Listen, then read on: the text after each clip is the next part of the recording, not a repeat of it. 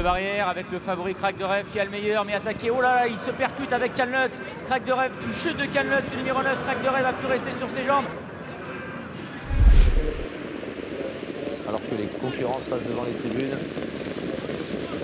Il y a une panne de lumière sur l'hippodrome apparemment. Et la course qui va être neutralisée.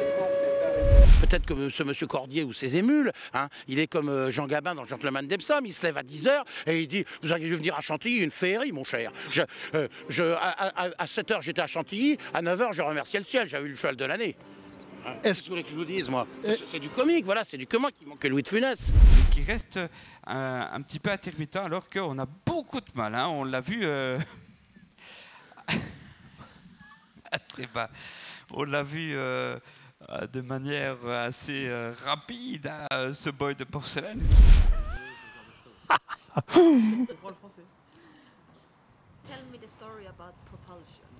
Je voudrais une voiture.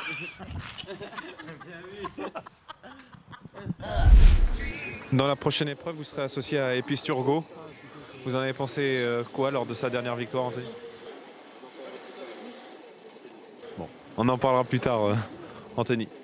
On se retrouve le numéro 5, Penny Marthe, qui avait gagné sur le steeple, c'était fin septembre. Bon, peut-être qu'en pleine, j'ai dit tiens, il y a peut-être un coup à jouer. Je connais, le cheval, je connais l'opposant direct.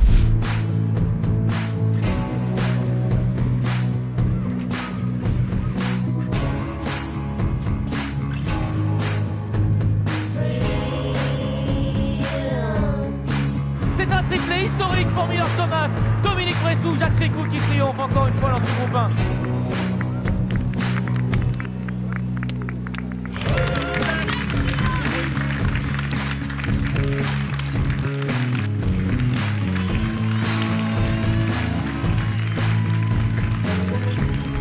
Quelles sont les indications que vous avez pu donner à Johan?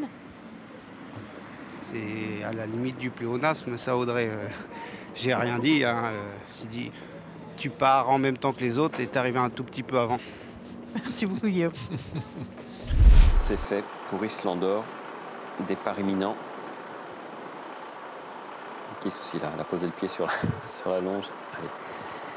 Je vais vous raconter une petite histoire. Robert Fouche-Douard, après la 5e victoire de son cheval dans la Jousselin, dans le Capone dans la Jousselin, il me les a montrés. Il commençait à recevoir des lettres d'insultes où on lui disait salaud, fumier, vous vous rendez compte, ce pauvre cheval, vous pouvez pas lui foutre la paix, vous n'avez pas gagné assez d'argent sur son dos, rendez-vous compte, etc. Il a encore gagné de la Jousselin. Mais Bernard Sécli lui disait le cheval il est bien, il est comme un poulain, faut qu'il court. Et bon, Fouche-Douard on était vert, on était malade, comme sa casaque, de la même couleur, parce qu'il se disait si jamais il m'arrive quelque chose, tout le monde va me tomber dessus. Donc ça lui a gâché les deux la Jousselin de plus, parce qu'il y a des pistes froids comme ça qui vous expliquent ce qu'on doit faire. Oh là, il va y avoir un accrochage et peut-être une chute.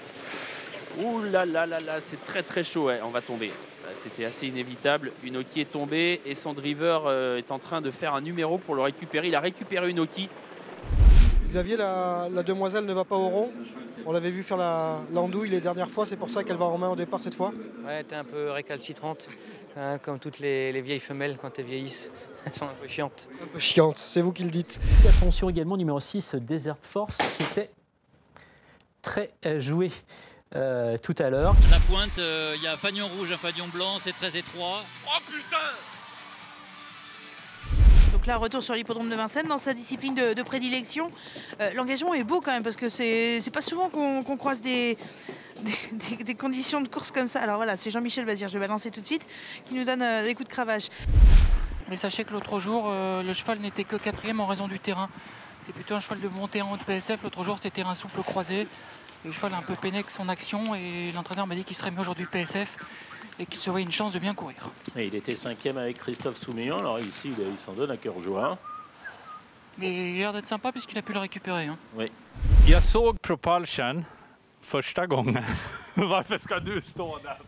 Propulsion. Första gången som ettåring i Lexington i USA. Men då valde jag att köpa Trixton puré.